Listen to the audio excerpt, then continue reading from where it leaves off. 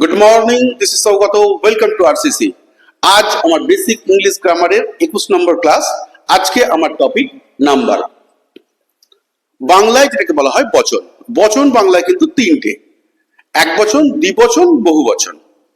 বালক, দুটি বালক, বহু বালক বা বালকগুলি, এইরকম। কিন্তু ইংলিশে মাত্র দুটো, সিঙ্গুলার আর প্লুরাল, এক বচন আর বহু বচন। এই দ্বিবচনটা ইংলিশে নেই।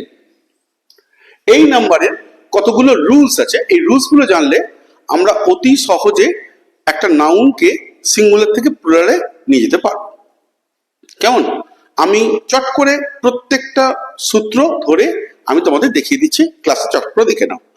আর যারা এই ক্লাসটা প্রথম দেখছো তাদের বলবো তোমরা একবার আগের ক্লাসগুলো দেখে নাও, কারণ এই ইংলিশ বেসিক ইংলিশ গ্রামারটা শুরু করেছি একেবারে অ্যালফাবেট জিরো লেভেল থেকে। কেমন?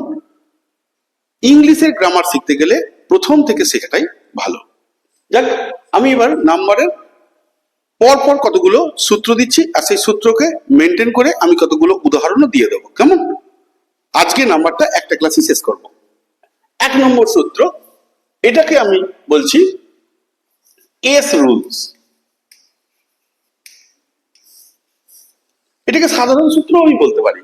সাধারণ সূত্র কেন না, সাধারণ ক্ষেত্রে আমরা একটা নাউনকে তার পেছনে একটা এস যোগ করে থেকেই অনেকগুলো বোঝাবার জন্য। যেমন দেখো, হ্যাট, হ্যাটস, একটা এস যোগ করে দিলাম।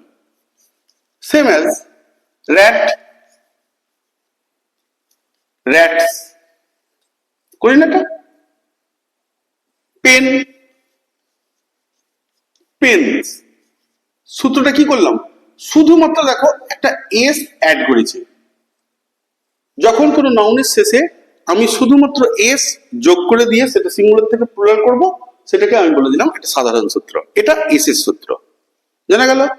নাউনের শেষে শুধুমাত্র এস যোগ করে যখন সিঙ্গুলার থেকে ওটাকে প্লুরাল বানানো যায়।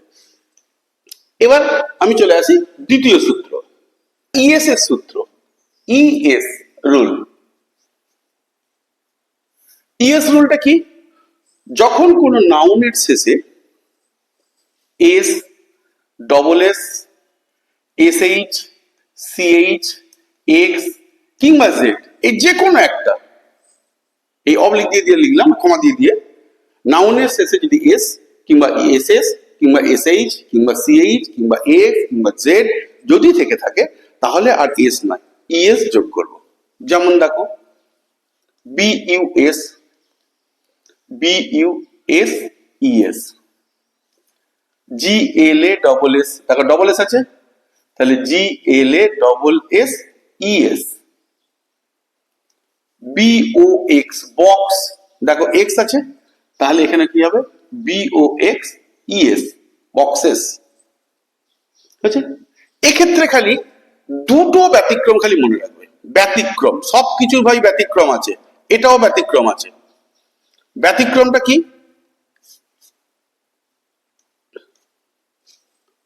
দুটো মনে রাখবে, স্টমাক আর মোনার্ক।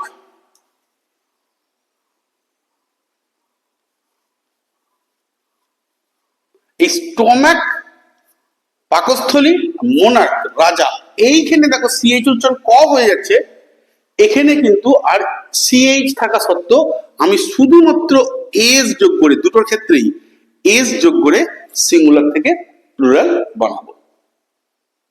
বুঝে গেল? তাহলে সূত্রটা কি বললাম? নাউনের শেষে S, double S, SH, CH, X, Z থাকলে আমি ইএস যোগ করব।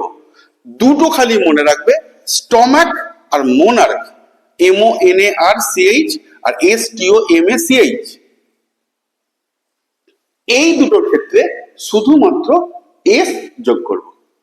এটা ব্যতিক্রম। 3 নম্বর সূত্রে চলে এসো।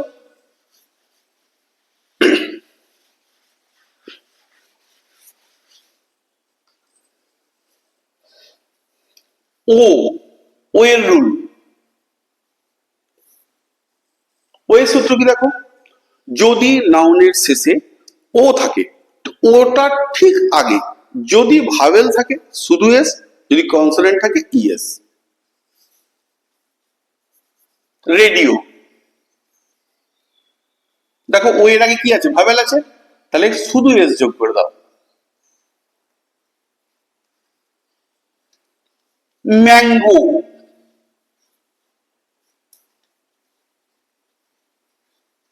দেখো এখানে ও এর আগে জি কনসোনেন্ট আছে, তাহলে এখানে ইএস করে দাও। এটা গেল ও এর সূত্র, মনে থাকবে। যদি কোনো নাউনের শেষে যদি ও থাকে, ও এর আগে খেয়াল করব, যদি ভাবেল থাকে এস যোগ করব, আর যদি কনসোনেন্ট থাকে তাহলে ইএস যোগ করব। 4 নম্বর সূত্রে চলে এসো। 4 নম্বর সূত্রটা হচ্ছে ওয়াই রুল।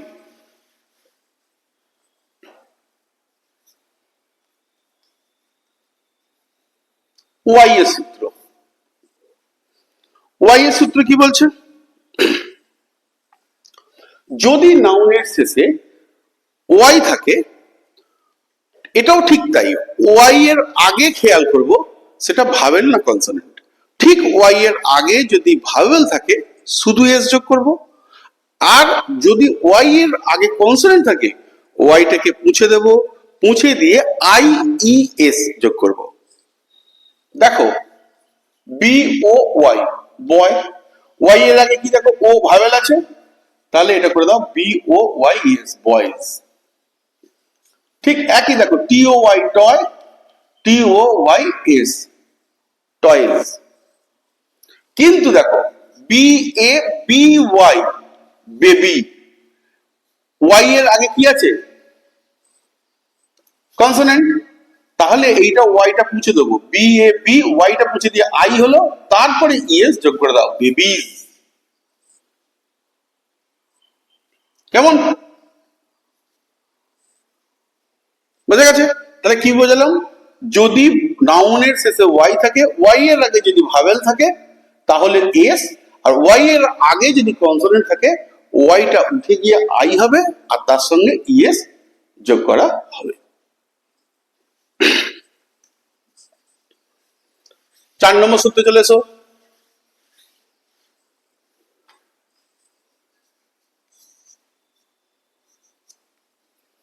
4 নম্বর সূত্র হচ্ছে ভাওয়েল, ভাওয়েল রুল। ভাওয়েল রুলটা কি, অনেক নাউন আছে যেগুলো শুধুমাত্র তার ভাওয়েলটাকে পরিবর্তন করলে ম্যাক্সিমাম ইয়েতে ট্রান্সফার হয়, সেগুলোকে করলেই তার সিঙ্গুলার থেকে প্লুরাল হয়ে যায়। এম এ এন ম্যান, দেখো এ আছে vowel, M E N. G double O S E goose, G double E S E geese. এটা কিন্তু এবারে এই সামনে যে পরীক্ষাটা গেল এসএসসি গ্রুপ সি, এইটা পড়েছিল। এসএসসি গ্রুপ সি এর কোশ্চেন খুব সোজা হয়েছিল, এইটাও এসেছিল। Foot, F double O T foot, এটা হবে F double E T feet. দেখো সব ভাবেল গুলো আমার ইতে ট্রান্সফার হয়ে গেছে, মানে ভাবেল চেঞ্জ গুলো করে দিচ্ছি, সিঙ্গুলার থেকে প্লুরাল হয়ে গেছে। বুঝা গেছে? এইবার চলে আসি এফ বা এফির সূত্র, 5 নম্বর সূত্র চলে এসো।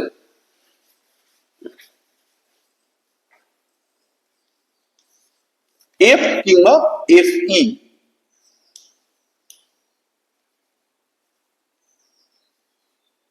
এফ বা এফ এর সূত্র এটা কি, নাউনের শেষে যদি এফ কিংবা এফ ই থাকে তাহলে সেটাকে আমি ওই দুটোকে পৌঁছে দেবো, এফ থাকলে এফটাকে তুলে দেবো, এফ ই থাকলে এফিটাকে তুলে দেবো, পরিবর্তে আনবো ভি ই এস। যেমন দেখো এল আই এফ ই, দেখো এফ ই আছে, তাহলে কি হলো এল আই এফ ই, এই বলবো এরা উঠে যাবে, V E S lives. L E A F leaf, দেখো এফ আছে, তাহলে এল ই এ, এফটা উঠে গেল, V E S leaves. K N I F E knife, এই নাইফ, এই যেটা উঠে যাবে এফ ই উঠে যাবে, তাহলে K N I V E S.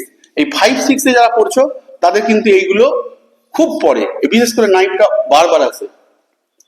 এক্ষেত্রে একটা ব্যতিক্রম মনে রাখবে, দুটো খালি মনে রাখো ব্যতিক্রম। এর ব্যতিক্রমটা মনে রাখো, রুফ, আর ডবল এফ, রুফ, এটা কিচ্ছু করবে না, আর ডবল এফ এর সঙ্গে এস যোগ করে দেবে, রুফস। প্রুফ, এটা তো শুধু এস একটা যোগ করে দেবে, প্রুফস। কেমন? এটা ব্যতিক্রম। ব্যতিক্রমটাও কিন্তু মনে রাখবে, অনেক সময় সূত্রের থেকেও বেশি ব্যতিক্রম এগুলো চলে আসে। কেমন? 6 নম্বর সূত্রে চলে এসো।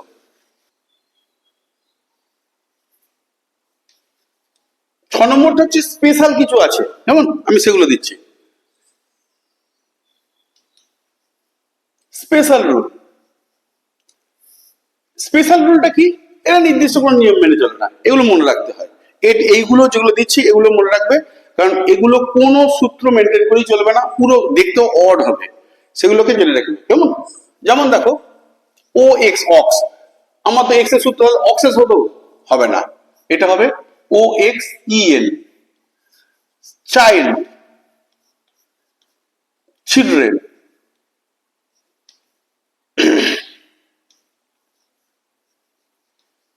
চিলড্রেন। তারপর হচ্ছে মাউস,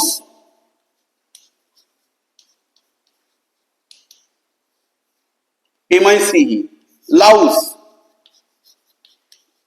এইগুলো খুব ইম্পর্টেন্ট, এইগুলো সব কটাই তোমাদের ভালো করে দেখে রাখবে। যেগুলো অড, কোনো কিছু রুলসেই আসছে না, সেগুলোকে জেনে রাখা দরকার। Ox, oxen, child, children, louse, mouse, এগুলোর সব সিঙ্গুলার থেকে প্লুরাল হয়েছে, দেখো কোনো নিয়ম মানে নেই, দেখতেও অড অড হয়েছে, এগুলোর জন্য স্পেশাল রুলে রাখলাম। আর কি আছে দেখে নিই, না এই কথা থাকলেই হবে। কেমন? এইবার 7 নম্বরে রাখবো, নো চেঞ্জ, রিমেন সেম, যেমন সিঙ্গুলারে আছে সেটাই প্লুরালে চলে আসবে। 7 নম্বর রুল।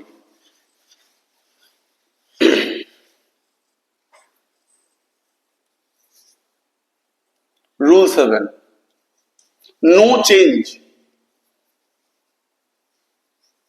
এগুলো কিন্তু মনে রাখা দরকার। সবার আগে চলে আসে deer, same,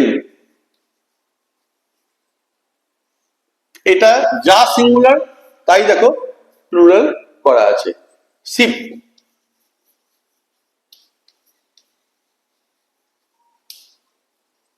dozen, remain same, 100,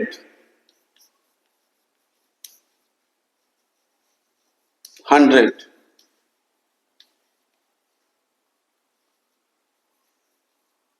কোনো কিছু একটা স্পেলিং যেমন এদিকে ঠিক তেমন এদিকে থাকবে, কোনো গ্রুপ পরিবর্তন হবে না, সেটাই সিঙ্গুলার থেকে সেটাই প্লুরাল হিসেবে কাজ করবে।